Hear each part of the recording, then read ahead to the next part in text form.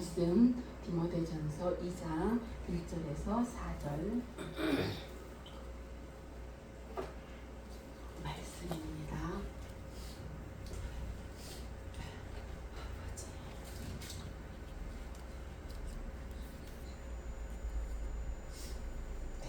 우리 한 목소리로 합독하시겠습니다. 그러므로 내가 첫째로 권하노니 모든 사람을 위하여 간구와 기도와 도고와 감사를 하되 임금들과 높은 지위에 있는 모든 사람을 위하여 하라. 이는 우리가 모든 경건과 단정함으로 고요하고 평안한 생활을 하려 함이라. 이것이 우리 주 하나님 앞에 선하고 받으실 만한 것이니 하나님은 모든 사람이 구원을 받으며 진리를 아는 때에 이르기를 원하시느니라. 아멘. 영국의 구세군 창설자인 윌리엄 부스라는 그 분이 미래 앞으로의 기독교는 이렇게 변할 것이다 하고 6가지를 말씀을 했습니다. 첫 번째는 그리스도 없는 교회. 그리스도 없는 교회 말이 이상하죠. 그런데 지금 그렇게 되어 가고 있는 것 같습니다. 두 번째는 성령 없는 기독교. 세 번째는 참회 없는 용서. 네 번째는 거듭남 없는 구원. 다섯 번째는 지옥 없는 천국. 여섯 번째는 하나님을 무시하는 정책. 자, 들으면 다 안 될 말이고 있어서는 안 되는 그런 상황입니다만 이런 예측들이 지금 떨어져 나가고 있는 것만 같습니다. 주님은 교회는 주님 오실 때까지 마귀와 싸워야 하는 그런 지상 교회를 가르쳐서 전투적 교회라라고 이렇게 말을 합니다. 누구와 싸우느냐? 바로 사단 마귀와 싸우는 것입니다. 그래서 교회는 사람만 말하는 게 아니고 전투적 교회다라고 말을 하십니다. 그렇기 때문에 그래서 기도해라 이거죠. 내가 첫째로 권하노니 모든 사람을 위하여 간구와 기도와 도고와 감사를 하되. 기도는 아시죠? 하나님과 대화를 하는 것입니다. 간구는 뭐예요? 하나님의 뜻을 알고 그 뜻대로 이루어 주세요 하고 간절히 기도하는 간구입니다. 도고란 뭐냐? 다른 사람을 위해서 하는 것 기도가 도고입니다. 아브라함이 소돔과 고모라를 위해서 한 기도, 그런 것입니다. 무엇을 위해서 기도하느냐? 누구를 위해서 보느냐? 이 기도 2절 임금들과 높은 지위에 있는 모든 사람을 위하여 하라. 당시 이 시대에는요 로마라는 대제국이 이스라엘을 다스리고 있을 때입니다. 네로라는 황제가 기독교를 많이 핍박할 때입니다. 또 이스라엘 자체는 그 분봉왕으로 헤롯이라는 사람이 다스리던 시대입니다.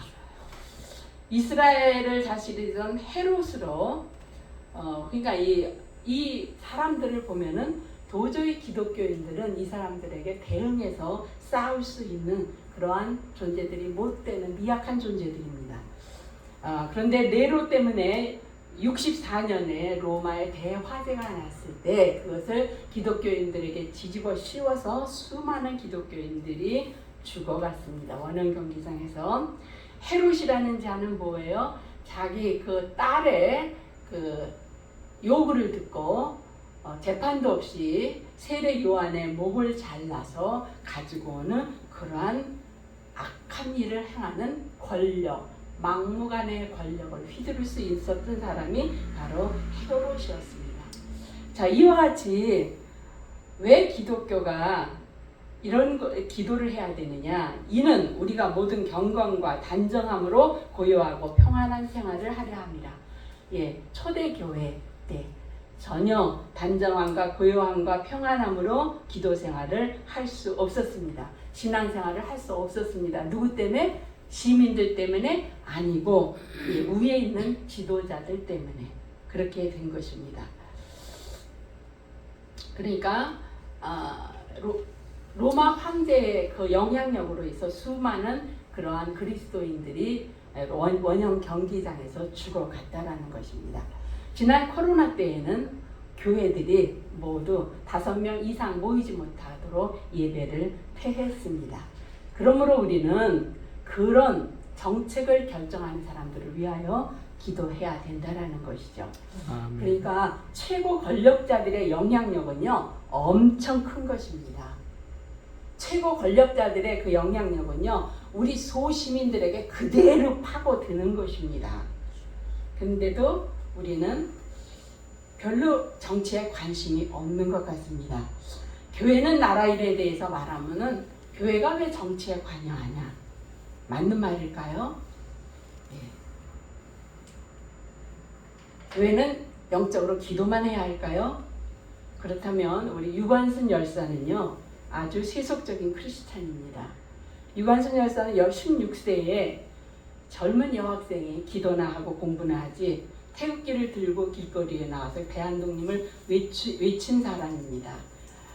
그는 기독교 가정에서 출생했고 그의 숙부가 선교사로 일하는 매봉교회에 다녔고 선교사 부인의 도움으로 사촌언니와 함께 미션 스쿨인 이화학당으로 편입해서 그 천안에서 이화학당을 다니다가 독립운동을 하게 되었습니다. 그러니까 교회가 정치에 관여하지 않았다면 우리에게 독립은 없습니다. 없었을 것입니다.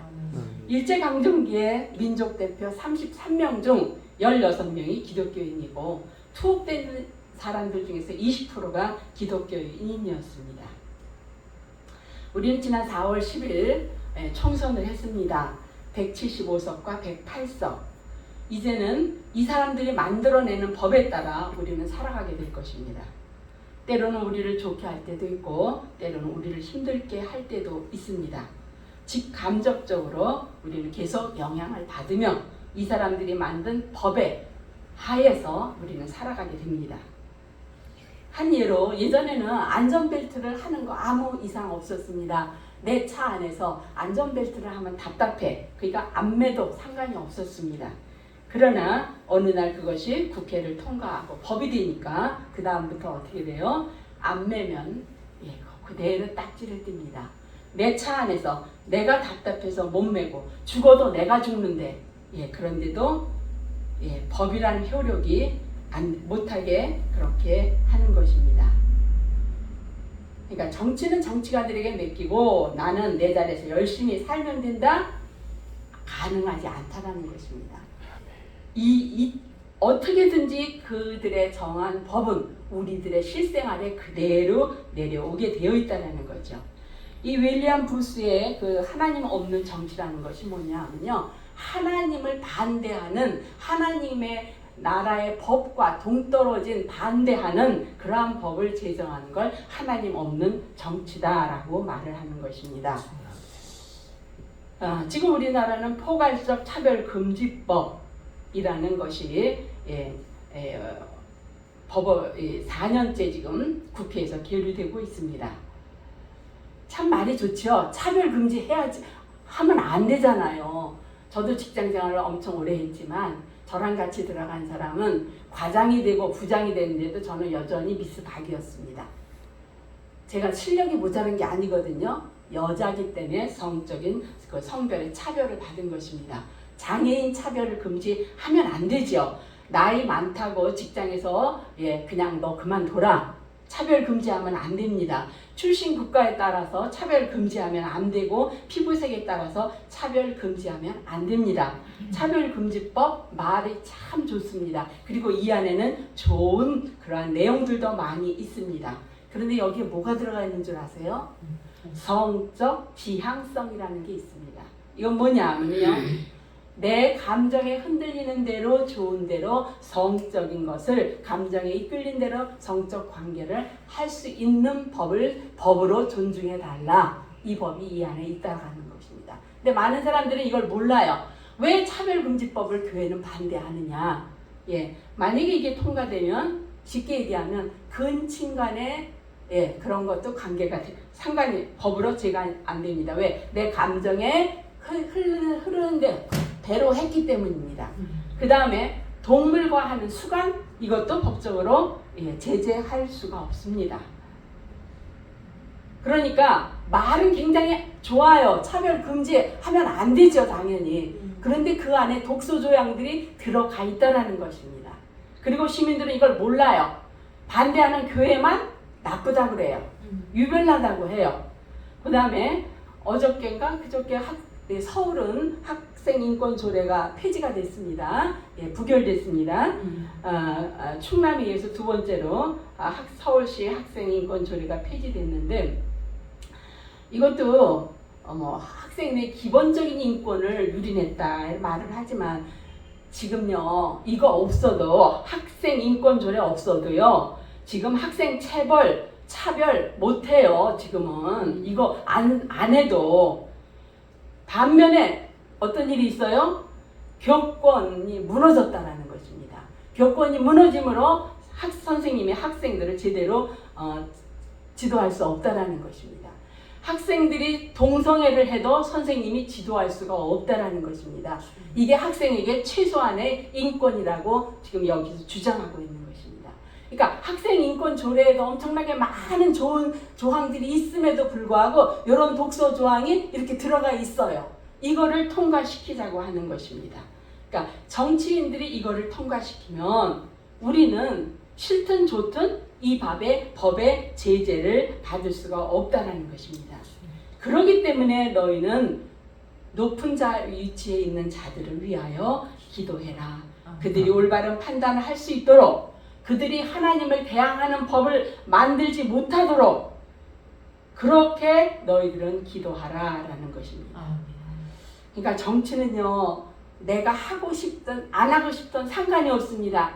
내가 원하든 원치 않든 상관이 없습니다. 정치는 우리 삶 속에 아주 숙명적으로 매사에 관여하게 되어 있는 것입니다.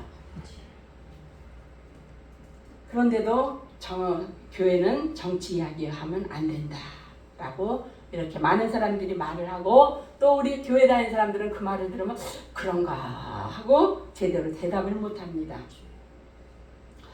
자, 모세가 하나님의 명령을 받고 정치했습니다. 그것도 누구한테 했어요? 그 당시 가장 큰 대제국 애굽의 바로 왕에게 가서 내 백성을 풀어줘라 라고 정치했습니다. 다니엘이 정치했습니다. 그것도 대놓고 했습니다. 앞으로 30일은 왕 외에는 아무에게도 기도하지 말고 예배하지 말아라. 그래서 왕을 신격화하라고 했습니다. 그러나 다니엘은 보란듯이 창문을 열어놓고 대놓고 예루살렘을 향해 기도했습니다. 요셉도 정치했습니다. 요셉이 정치하고 그는 그야말로 7년 풍년과 7년 흉년을 잘 대비해서 많은 사람을 살리는 역할을 했습니다. 우리 기독교인들은 이와 같은 요셉과 같은 총리를 많이 만들어서 국회로 배출해야 되는 것입니다. 그 다음에 엘리야 정치했습니다.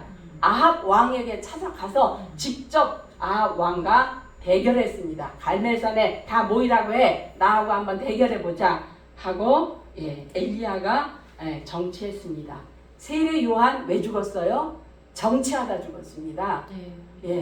그 헤롯이 자기 동생의 부인을 간통하니까 세례 요한이 그건 잘못된 것이다. 기도나 할 것이 왜 그렇게 했어요? 하나님의 법에 어긋나기 때문에 선지자로서 말을 한 것입니다. 그걸로 인해서 그의 목이 잘려서 쟁반에 올려서 많은 사람들 앞에 갔던 것입니다. 자, 정치 중에서 가장 으뜸되는 정치는요, 하나님의 정치입니다. 하나님은 죄인된 우리를 구원하시기 위해서 독생자 예수 그리스도를 이 땅에 보내셔서 비참하게 죽게 하시는 결단의 정치를 하셨습니다. 그리고 바로 온 인류를 구원하신 그 하나님의 사랑의 정치로 오늘 저와 여러분은 구원받은 것입니다. 그러니까 우리가 정치는요, 나와 관심이 없다, 내 삶에 영향하고 별일 없다, 나는 정치에 무관심해도 된다, 정치는 나를 비켜갈 것이다, 천만의 말씀입니다. 정치는 여의도에서만 이루어지는 것 아니고 정치는 용산에서만 이루어지는 것이 아니고 정치는 관심이 있든 없든 모든 사람에게 피해와 혜택이 다 누려지는 것이 바로 정치인 것입니다. 우리는 태어나는 이 순간부터 대한민국이라는 제도권 안에 정치적으로 어떤 관습 제도의 안에 나와서 그 안에서 우리는 살아가도록 그렇게 되어 있는 정치를 벗어난 사람들은 하나도 없다라는 것입니다. 그런데 교회가 언제부터 정치에 무관심하게 되었는가? 정치를 말하면은 세속적인 집단이다. 정치를 말하면 정치 목사다. 성도들이 정치를 하면 싫어해요. 그래서 교회를 떠나니까 큰 교회 목사들은 하고 싶은 말이 있어도 말을 못해요. 떠나니까. 그러니까 포괄적 차별금지법, 학생인권 조례 이런 것이 통과되면은요. 만약에 다 통과되면 누가 가장 좋아하는 줄 아세요? 사단이 가장 좋아하는 것입니다.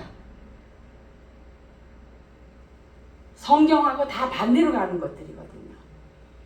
그러니까 사단의 세력이 가장 좋아하는 것입니다. 그러니까 교회는 단순한 세속적 집단, 정치적 목사 이게 아니고 사단과 하나님의 나라가 서로 싸우는 그와 같은 상황에 있다는 것입니다. 만약에 차별금지법이 통과되면요, 제가 오늘 하는 이런 설교 못합니다. 이런 설교하면 잡혀갑니다. 그럼 전도는 되겠어요? 안 돼요. 인권을 존중해야 되기 때문에 종교적인 자유가 있기 때문에 전도 못하게 합니다. 누가 가장 좋아하겠어요? 사단이 가장 좋아합니다. 하나님 나라를 확장할 수 없게 만드는 것입니다. 그런데도 우리 그리스도인들은 멍청하게 그냥 어떻게 되겠지 이러고 있는 것이 우리들의 지금 상황이라는 것입니다. 그렇다고 우리가 헤롯하고 싸울 수도 없고 아합 왕의 목을 자를 수는 없잖아요. 그러나 우리가 아주 할 수 없는 건 아닙니다. 현대사회는 투표라는 게 있어요. 투표를 통해서 그래도 하나님의 뜻에 완전히 부합한 사람은 없어요. 그러나 그나마 그래도 하나님의 나라를 확장하는데 반대하지는 않는 그러한 사람들을 뽑아야 되는 것이 우리 그리스도인들이 해야 되는 거 아니냐 이런 것이죠. 그러니까 여당이냐 야당이냐 이게 아니에요. 보수냐 진보냐 이게 아니에요. 하나님의 뜻을 반대하고 하나님의 나라 확장을 반대하는 사람들을 찍어주면 안 된다라는 것입니다. 그나마 그래도 하나님의 뜻에 조금이라도 가까운 자를 세워야 하는 것이 마땅한 우리 그리스도인들의 자세라는 것입니다.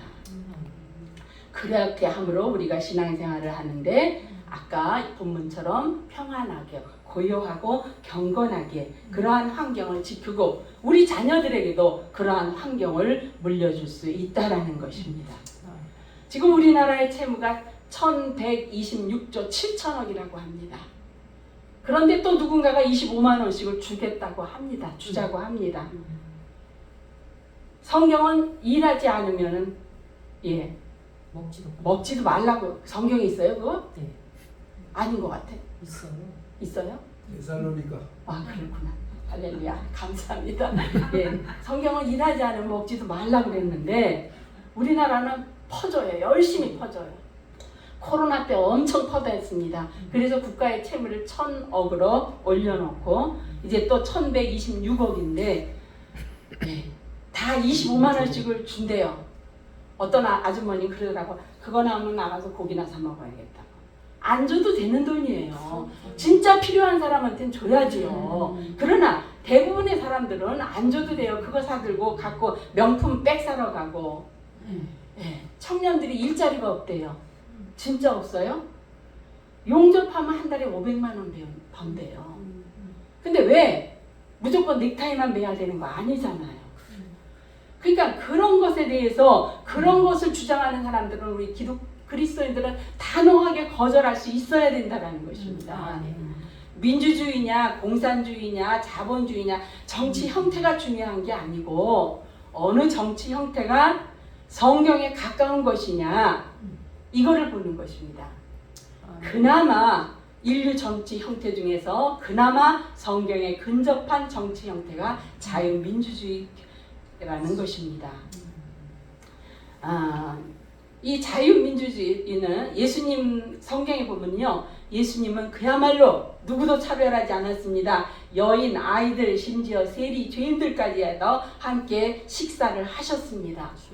나병 환자 격리시켰습니다. 많은 사람을 위해서 차별을 했지요. 그러나 평생 차별 격리한 것 아니고 계속해서 제사장에게 진료를 받도록 했고, 이제는 끝났다 하면은 다시 해제시키도록 그렇게 했습니다. 성경은 내 자녀에게 부지런히 가르치라고 그랬습니다. 집에 앉았을 때든지 길을 갈 때든지 누워 있을 때든지 일어날 때든지 부지런히 말씀을 강론하라 했지만 6살짜리 아이에게 부모가 동성애는 죄다라고 했더니 그 아기가 자기 선생님한테 그 말을 했겠죠. 우리 엄마가 동성애는 죄래요. 여자가 여자끼리 남자가 남자끼리 사귀는 건 죄래요. 그 말을 듣는 선생님이 정부에 고발을 해서 그 아이의 양육권을 박탈하는 세상이 되었습니다. 미국입니다. 우리나라 이런 모든 법이 통과되면 우리나라도 곧 이렇게 된다라는 것입니다. 이걸 우리 그리스도인들이 알아야 돼요. 네, 모르니까 그냥 교회는 정치와 관심이 없어. 예수만 잘 믿으면 돼. 이러고 있다는 것입니다. 자, 계급을 타파하자. 공산주의 얼마나 좋아요. 그래서 우리나라가 6.25 직후 우리나라 국민들이 80%가 공산당을 지지했습니다. 다행히 80% 공산당, 다 김일성 밑에 가서 쫄쫄이 굶고 앉아있을 지금입니다. 그렇게 될 때에 그나마 이승만 대통령을 통해서 하나님의 은혜로 이 나라가 민주주의가 돼서 우리가 지금 이렇게 큰 소리 치면서 예배드리고 있다는 것입니다. 북한은 어때요? 계급 없는 사회. 그래서 잘 살아요? 이 세상에서 가장 아주 지독한 계급 사회가 북녘 땅입니다. 그것도 3세대까지 세습을 하고 있는 그 나라가 뭐가 좋다고? 그 나라를 따라가고 하자는지. 정말로 우리는 이런 거를 위해서, 그래서 지도자를 위해서 이런 세상이 되지 않도록 기도해야 된다라는 것입니다. 성경은요, 채권자 나옵니다. 돈을 갚으라고 합니다. 그러나 돈을 안 갚잖아요. 그러니까 성경에도 가면 이제 뭐 이렇게 가서 그 집에 물건을 뺏어오려고 합니다. 그런데 성경에 뭐라 그러냐면 들어가면 내가 비싼 걸 뺏어올 거 아니에요. 성경은 내가 그 집에 들어가지는 마라. 문 밖에 서서 갖고 나오는 걸 받아와라. 얼마나 하나님은 민주적이신 하나님이신지 모릅니다. 이 성경의 법을 반대하라는 그 무리들을 뽑아서는 안 된다는 거예요. 맷돌의 윗짝은 가져가지 마라. 왜? 밥을 해 먹어야 되니까. 겉옷은 가져가지 마라. 왜? 밤이 되면 추거우니까. 이 성경은 정말 이 세상에서 누구도 할 수 없는 진리의 말씀을 세상 구석구석 모든 사람들에게 다 혜택이 되도록 그렇게 성경은 진리로 말씀을 하고 있는 것입니다. 그런데 저 프랑스 혁명이라는 것은 예전에 우리가 학교에서 배웠잖아요. 프랑스 혁명. 물론 그 당시 루이 왕이 좀 정책을 잘못해서 그래서 이제 백성들이 일어난 것이긴 합니다. 근데 이 프랑스 혁명이 뭐냐면요. 여기서 주장하는 슬로건이 자유, 평등, 박애거든요. 참 좋죠. 자유도 좋고 평등도 좋고 박애도 좋고. 그런데 이 자유는 우리가 말하는 자유가 아니라는 걸 알아야 돼요. 여기서 말하는 자유는요. 하나님으로부터 독립하겠다 이겁니다. 성경에 하지 말라는 거 상관없이 하나님은 하나님 신의 영역으로 들어가시고 우리 인간이 최고다. 인간의 마음대로 하겠다. 이 자유. 그러니까 성경의 자유가 아니고 하나님으로부터 독립하는 자유가 프랑스 혁명에서 말하는 자유입니다. 저 공산당들이 주장하는 것이 바로 이 자유를 말하고 있는 것입니다. 공산당에는 그래서 교회가 없습니다.